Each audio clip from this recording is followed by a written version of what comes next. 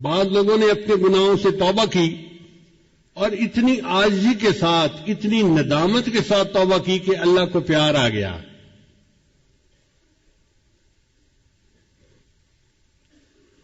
مامون رشید ایک مسلمان بادشاہ تھا، اس کی بڑی آرام کی، شان و شوکت کی، ٹھاٹھ کی زندگی تھی۔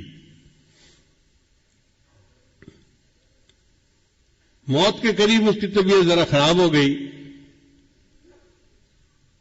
تو اس نے اپنے ورکر کو کہا کہ یہاں زمین پر ایک دری بچھا دیجیے، تو بادشاہ کے حکم پر انہوں نے دری بچھا دی۔ جب دری بچھا دی تو مامون رشید چارپائی سے اٹھ کر نیچے دری کے اوپر لیٹ گیا اور لوٹنے لگا جیسے بچہ ماں باپ کے سامنے لوٹتا ہے، اور یہ کہنے لگا، اے دائمی ملک کے بادشاہ، فانی ملک کے بادشاہ پر رحم فرما۔ اے دائمی ملک کے بادشاہ یعنی اللہ تعالی، میں فانی ملک کا بادشاہ ہوں تو میرے اوپر رحم فرما۔ اللہ کو اس کا یہ فکرہ اور یہ عاجزی پسند آ گئی اور اللہ نے اس کی بخشش کر دی۔ چنانچہ وفات کے بعد کسی نے خواب میں دیکھا، اس نے پوچھا بادشاہ سلامت آگے کیا ہوئی؟ کہنے لگے کہ میری اس عاجزی کے اظہار پر اللہ کو ترس آ گیا اور اللہ نے میرے سب گناہوں کو معاف فرما دیا۔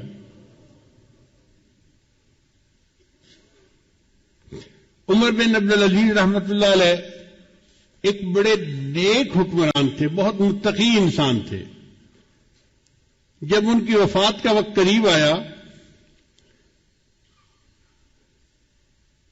تو وہ بھی زمین پر لیٹ گئے اور یہ کہنے لگے، اللہ میں تسلیم کرتا ہوں کہ میں نے زندگی میں گناہ کیے ہیں۔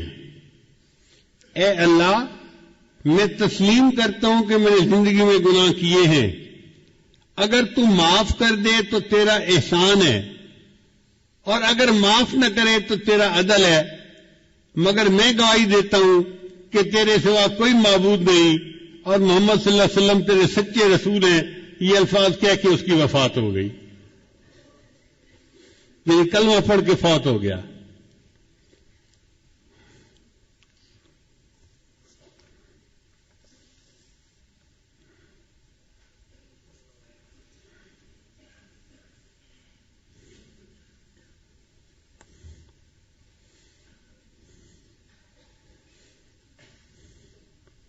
ابن جوزی رحمۃ اللہ کی کتاب ہے بحر الدموع، یعنی آنسوؤں کا سمندر، اس میں انہوں نے یہ واقعہ لکھا ہے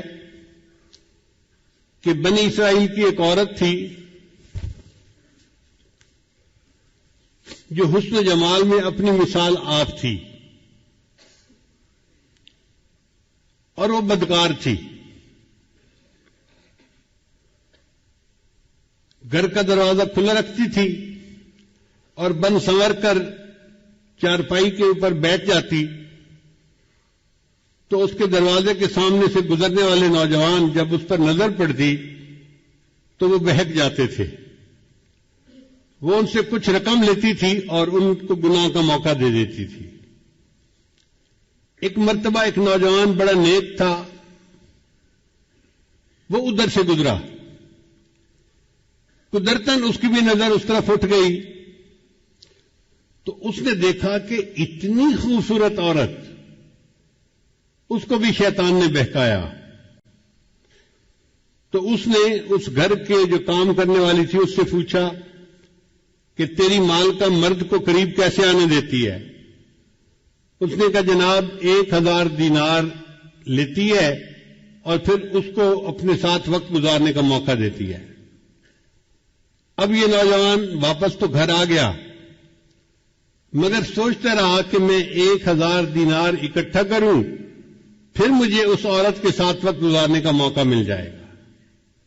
اس نے محنت کی، مزدوری کی، 1000 دینار اس سے جمع کر لیے۔ ایک دن یہ اس عورت کے پاس گیا اور 1000 دینار اس نے دے دیے۔ عورت نے کہا کہ ٹھیک ہے اب تم آؤ اور میرے ساتھ چارپائی پہ بیٹھ سکتے ہو۔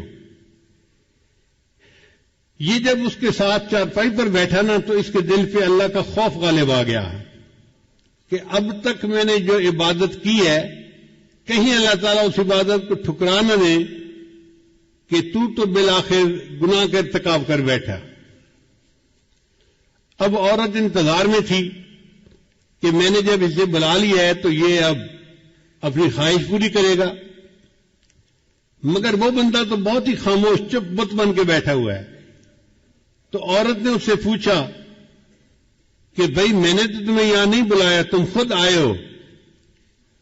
اس نے کہا میں اپنے نفس کی خواہش کی وجہ سے آ تو گیا تھا، لیکن جب میں یہاں چارپائی پر آ کر بیٹھا ہوں نا تو میرے اوپر اللہ کا خوف غالب آ گیا اور میں نے ارادہ ترک کر دیا، میں تیرے ساتھ گناہ نہیں کروں گا، اور جو 1000 دینار میں نے دیے ہیں وہ بھی تیرے ہی، میں تجھ سے واپس نہیں لیتا اور میں اپنے گھر جا رہا ہوں۔ یہ کہہ کے وہ نوجوان گناہ کیے بغیر اٹھا اور اپنے گھر کی طرف چل پڑا۔ عورت نے اس سے جاتے جاتے پوچھ لیا کہ تم کس گاؤں کے رہنے والے ہو؟ اس نے گاؤں کا نام بتا دیا۔